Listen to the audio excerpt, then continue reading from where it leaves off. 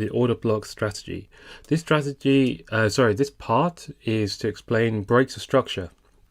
Now breaks of structure is very simple, and there's 3 types. So type 1, okay, type 1 we have this. So let me just fill this in. I'll use a blue. Oh, oops. There we go. We'll use this. So let me just draw these out.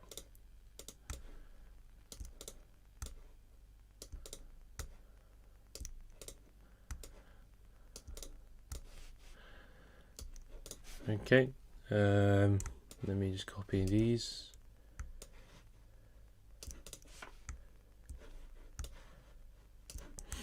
And one more time. Okay, so there's 3 types. There's type 1. Now, type 1 is when you get a wick. Let me draw the wicks on. Okay, so we already know that we are going to use the wicks as to mark our high. So that is the high. And type 1 is when the body is breaking the wick. Okay, so this for us classes as a break of structure. So that is our break of structure. That's what BOS is. This is type 1, and this is the one that at Vertex, this is the one that we prefer as traders. However, there are 2 other types, and I'm going to show you both of them. So type 2 is when you got the wicks. Okay. Type 2 is when the body is being broken by the body. Now, personally, for us, we don't like that. Because the candles hold a lot of information. We prefer having this one, but this is still a break of structure. So you can ignore the wicks as long as the body breaks the body, right? So if this candle was here, okay, it's still a break. But if this candle was here and the wick is the one that's breaking, that's not classed as a break of structure until you have the body breaking the body. Okay, so that is type number 2. Type number 3, which I'm sure you can imagine what it is by now, is a wick break. Now I hate these ones, but again, it's up to you. So we have this one. So we have the wick high, and then it's broken by this wick. And if we think about it from this perspective, there we go.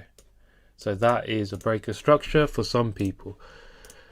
All 3 of these are perfectly valid breaks of structure, but we prefer this one at Vertex.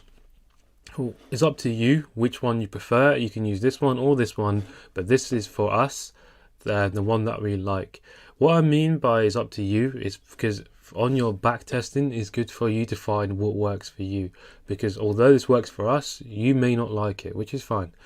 The reason why I don't like this one is because we know that the wicks have a lot of information, and we prefer, to clear everything.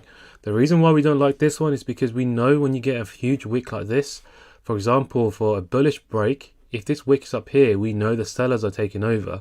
So this is basically seen as a rejection in our heads. So for us, that's not a clear break. We like to make sure that there's an actual overall break.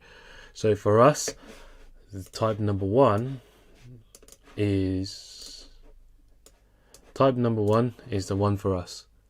But again, as I mentioned, it's up to you to test and find what works for you. But yeah, that's the one.